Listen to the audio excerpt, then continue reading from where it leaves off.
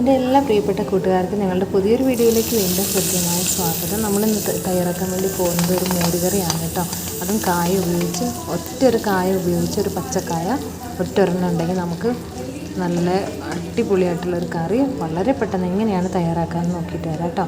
അപ്പോൾ അതിന് വേണ്ടിയിട്ട് നമ്മളൊരു കായ എടുത്തിട്ടുണ്ട്. ആ കായ ഇതുപോലെ ഒന്ന് കട്ട് ചെയ്തെടുക്കണം. ഈ ഒരു കനത്തിൽ കട്ട് ചെയ്തെടുക്കാൻ വേണ്ടി ശ്രദ്ധിക്കുക. അതിലേക്ക് നമ്മൾ 3 പച്ചമുളക് കൂടി എടുത്തിട്ടുണ്ട്.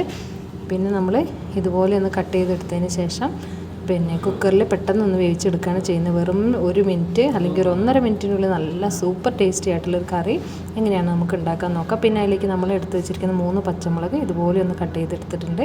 ഇനി പച്ചമുളകും കായൊക്കെ നമ്മൾ കുക്കറിൽ കുറച്ച് വെള്ളം വെച്ച് കൊടുക്കുക. ആ വെള്ളത്തിലേക്ക് നമ്മൾ കഴുകി കറിയൊക്കെ കളഞ്ഞ് വൃത്തിയാക്കി വെച്ചിരിക്കുന്ന കായും അതുപോലെ തന്നെ നമ്മൾ എരിവിന് വേണ്ടിയിട്ട് പാകത്തിന് എടുത്ത് വെച്ചിരിക്കുന്ന 3 പച്ചമുളക് കീറിയതും കൂടി കുക്കറിലേക്ക് ഇട്ട് കൊടുക്കുക.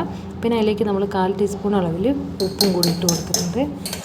ഉപ്പും കൂടി ഇട്ടതിന് ശേഷം നമ്മൾ നന്നായിട്ടൊന്ന് സ്പൂൺ കൊണ്ടൊന്ന് ഇളക്കി കൊടുക്കുക. ഇളക്കി കൊടുത്തതിന് ശേഷം ഒരു 1/4 ടീസ്പൂൺ അളവിൽ മഞ്ഞൾപ്പൊടിയും കൂടി ഇട്ട് കൊടുക്കുന്നുണ്ട് കേട്ടോ. നമ്മൾ അരയ്ക്കുന്ന തേങ്ങയിലേക്ക് നമ്മൾ കുറച്ച് മഞ്ഞൾപ്പൊടി ചേർക്കുന്നുണ്ട്. അതുകൊണ്ട് ഇതിൽ മഞ്ഞൾ കൂടി പോകാതിരിക്കാനായിട്ട് ശ്രദ്ധിക്കുക കേട്ടോ. അപ്പോൾ അതേ മഞ്ഞളും കൂടി ഇട്ട് കൊടുത്ത് നമ്മൾ അടച്ചു വെച്ചൊന്ന് വേവിച്ചെടുക്കട്ടെ. പിന്നെ അതിലേക്ക് ഒരു അരപ്പ് തയ്യാറാക്കാൻ വേണ്ടിയിട്ട് നമ്മൾ ഒരു 1/4 മുറി തേങ്ങ ചിരകി എടുത്തിട്ടുണ്ട്. അതിലേക്ക് വളരെ കുറച്ച് അളവിൽ മഞ്ഞൾപ്പൊടി, 2 ചെറിയുള്ളി, ഒരു 3 വെളുത്തുള്ളി, ഒരു 1/4 ടീസ്പൂണിലും കുറവ് പിന്നെ ചെറിയ ജീരകം കൂടി എടുത്തിട്ടുണ്ട്. അത് മിക്സീൻ്റെ ജാറിലേക്ക് ഇട്ട് കൊടുക്കുക.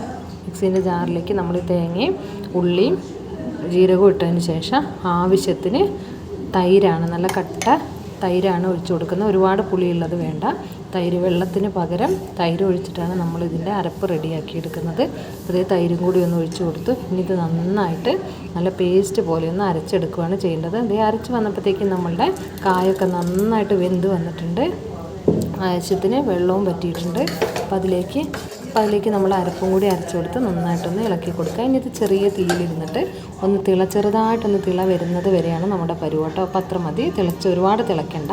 അപ്പോൾ ഈ മോര് പിരിഞ്ഞു പോകാനുള്ള സാധ്യതയുണ്ട് കേട്ടോ. പിന്നെ ഒരു ചട്ടി അടുപ്പത്ത് വെച്ച് അതിലേക്ക് ആവശ്യത്തിന് വെളിച്ചെണ്ണ ഒഴിച്ച് കൊടുക്കുക. 1/4 ടീസ്പൂൺ അളവിൽ കടുകിട്ട് കൊടുത്തു. പിന്നെ വളരെ കുറച്ച് 1/4 ടീസ്പൂണിലും വളരെ കുറച്ചൊരു പിഞ്ച് ഉലുവ ഇട്ട് കൊടുക്കുക. ആ ഉലുവയും കടുകും ഒന്ന് പൊട്ടി നന്നായിട്ട് മൂത്ത് വരുമ്പോൾ അതിലേക്കൊരു 4-5 ഉണക്കമുളക് കട്ട് ചെയ്തിട്ട് കൊടുത്തു. 2 ചെറിയ ഉള്ളിയും കൂടി അരിഞ്ഞിട്ട് കൊടുത്തിട്ടുണ്ടെങ്കിൽ ഇത് നന്നായിട്ടൊന്ന് മൂത്ത് വരട്ടെ. ഇത് മൂത്ത് നന്നായിട്ട് കിട്ടുമ്പോഴാണ് നമ്മുടെ കറിക്ക് നല്ലൊരു ടേസ്റ്റ് ഉണ്ടാകുന്നത്. ഇനി മൂത്തത് ഈ ഉള്ളിയും മുളകും ഒക്കെ ഒന്ന് മൂപ്പിച്ചെടുത്തതും കൂടി നമ്മുടെ കറിയിലേക്കും ചേർത്ത് വളരെ ടേസ്റ്റിയാണ്. വളരെ പെട്ടെന്ന് തന്നെ നമുക്കിത് ഉണ്ടാക്കിയെടുക്കാനായിട്ട് പറ്റും. പിന്നെ ഇത് നന്നായിട്ട് മൂത്ത് കഴിയുമ്പോൾ നമ്മളിതിലേക്ക് കുറച്ച് മുളക് പൊടിയും കൂടി ഒന്ന് ചേർത്ത് കൊടുക്കുന്നുണ്ട്. മുളക് പൊടിയും ചേർത്തിട്ട് നന്നായിട്ട് ഇളക്കിയ സൂപ്പർ ടേസ്റ്റി ആയിട്ട് നമ്മൾ കറിയുടെ റെഡിയായി വന്നിട്ട്. അപ്പോൾ എല്ലാവർക്കും ഇഷ്ടപ്പെടുവാണ് ഫീഡ്ബാക്ക് അറിയിക്കുക. Thank you for watching.